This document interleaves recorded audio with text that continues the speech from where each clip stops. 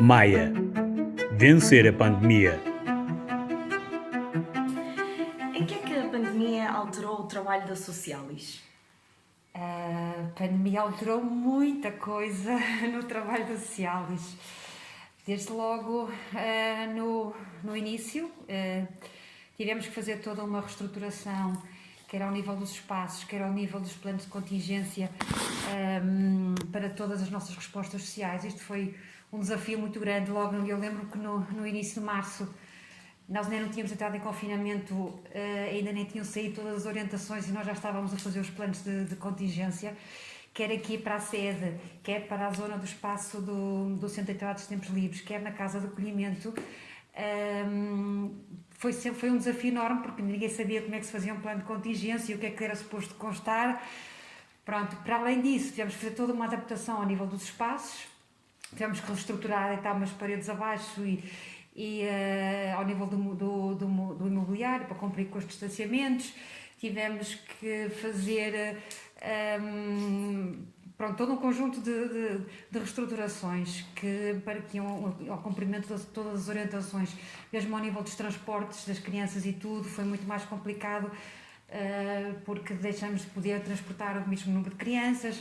Houve uma necessidade enorme de criar toda esta situação que se adaptasse para, felizmente até à data, ainda não tivemos nenhum surto em nenhuma das nossas instalações, nem aqui na sede e no Centro de Atividades de Tempos Livres, nem na Casa de Acolhimento.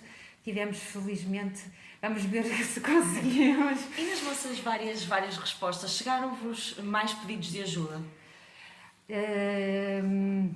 Nas nossas respostas sociais, onde se sentiu, de facto, a maior parte dos pedidos de ajuda teve a ver com o nível da população imigrante. Aí sim, de facto, o Centro Local de Apoio ao Imigrante teve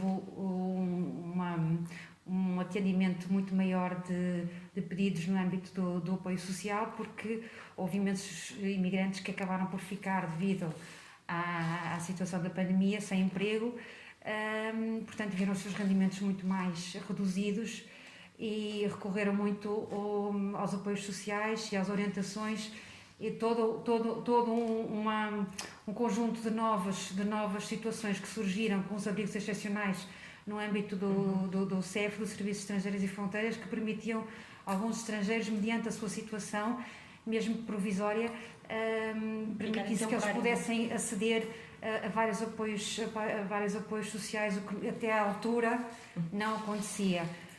Obviamente que isto também se deveu ao todo o encerramento dos serviços ao nível público, incluindo do CEF e muitos outros serviços que passaram a estar encerrados, então foi preciso permitir aqui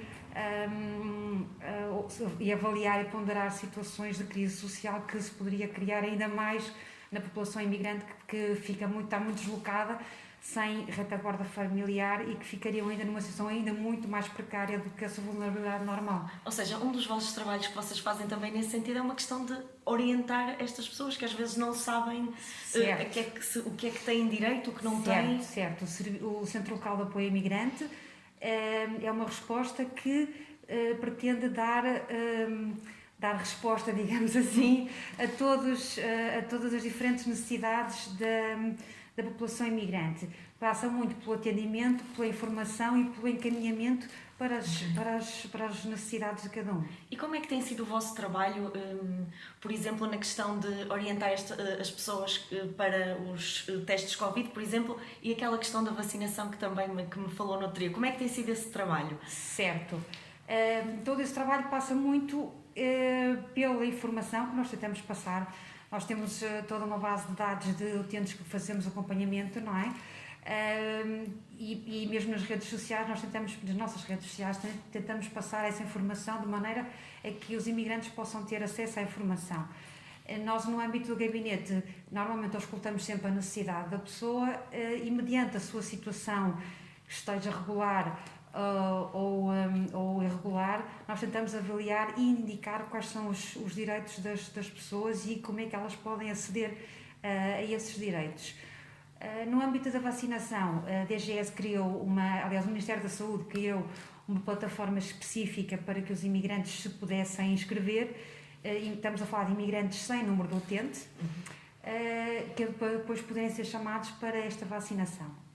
Estas pessoas acabam por ser sempre mais jovens, ou seja, se calhar alguns até estavam aqui, chegavam há pouco a Portugal, iam tratar de regularizar a sua situação e depois acabaram por ficar aqui no meio desta pandemia, ou seja, acabam por ser pessoas mais jovens ou se calhar pessoas com mais idade?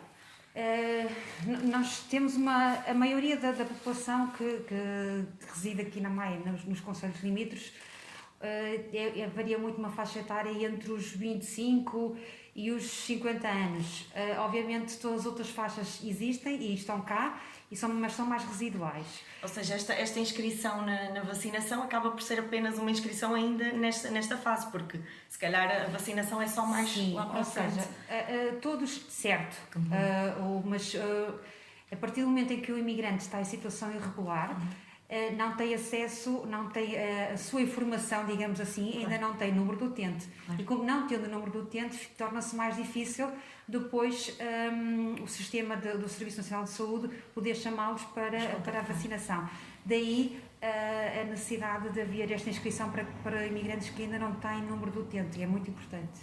E neste tempo a Socialis tem tido algum apoio da Câmara Municipal da Maia, ou seja, tem havido um trabalho de equipa? Certo. Nós tivemos sempre bastante acompanhamento, quer ao nível da Câmara Municipal da Maia, quer ao nível do Delegado de Saúde local. Sempre que precisamos de recorrer, quer em termos até de equipamento de proteção individual. No início da pandemia não havia muito pouco equipamento a um preço muito elevado, e de facto nós conseguimos ter aqui algum apoio da Câmara Municipal da Maia.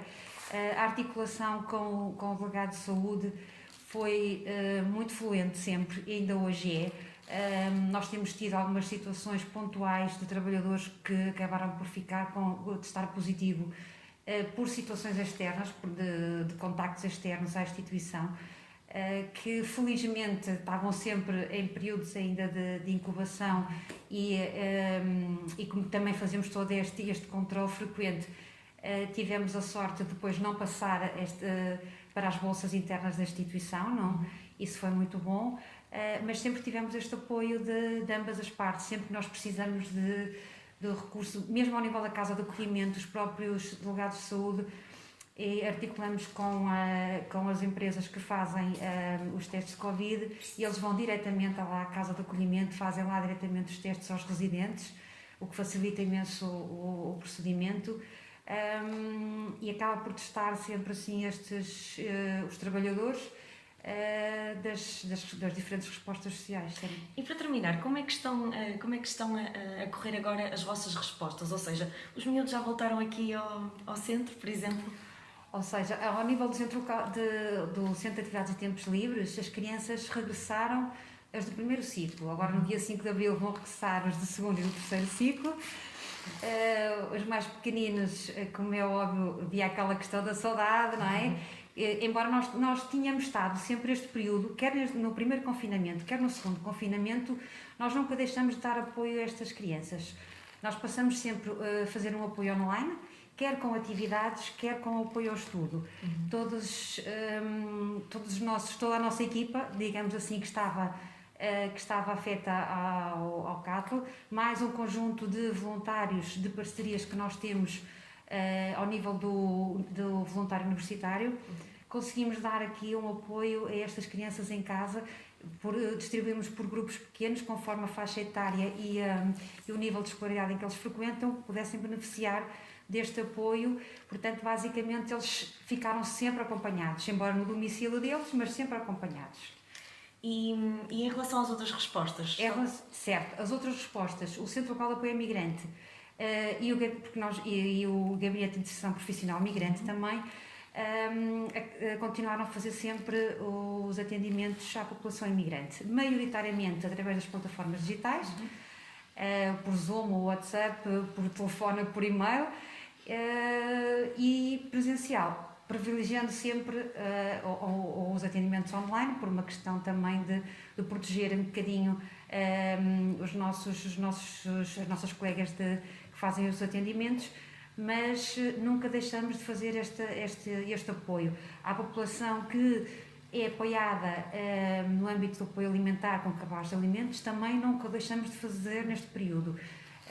Nós tivemos, como é óbvio, um aumento, como todas as instituições locais tiveram, um aumento muito grande da procura ao nível do apoio alimentar, e tentamos sempre manter este serviço, quer com os voluntários, quer com as equipas internas que mantiveram o levantamento nos supermercados com os excedentes e também no banco alimentar, fazer o transporte e a recolha e a entrega às famílias. Nós temos famílias que vêm buscar todos os dias, estão distribuídas por grupos diários, e depois tem 2 grandes grupos que normalmente vêm também buscar, nesses dias vêm normalmente quase todos. São distribuídos por hora, não é? De 15 a 15 minutos, é para fazer o levantamento destas famílias. Tivemos imensos pedidos de apoio de emergência, de situações que identificámos na hora, ao nível, quando estávamos a fazer os atendimentos. De facto, acabámos por se identificar uma situação grave de carência económica, que muitos imigrantes nem sequer sabiam que nós poderíamos fazer este apoio, e passamos a cobrir esta necessidade, aliviar um bocadinho, digamos assim, e contribuir um bocadinho para a diminuição das despesas destes agregados. Ou seja, mesmo vocês de portas fechadas continuaram a ajudar e ainda mais atentos para identificar estas situações. Certo. Entretanto, mesmo depois do segundo, digamos, depois do primeiro desconfinamento, quando regressamos, durante esta fase também os meninos regressaram, as crianças regressaram todas, mantivemos todo o plano de contingência destinado para mantermos e cumprirmos com todas as orientações. Ao nível da Casa de Acolhimento, nunca fechou, 24 horas sobre 24 horas, 365 dias por ano. E ao nível dos atendimentos dos gabinetes também, como eu já tinha referido, minimizamos os atendimentos presenciais e reestruturamos também esta zona. Ao nível da estrutura interna do edificado, também criamos zonas específicas para que a zona de atendimento passasse a ser o mais perto da porta possível, para minimizarmos a possibilidade de contaminação para os espaços internos. Ou seja, ajustaram-se. Tivemos mesmo que nos ajustar. Muito obrigada.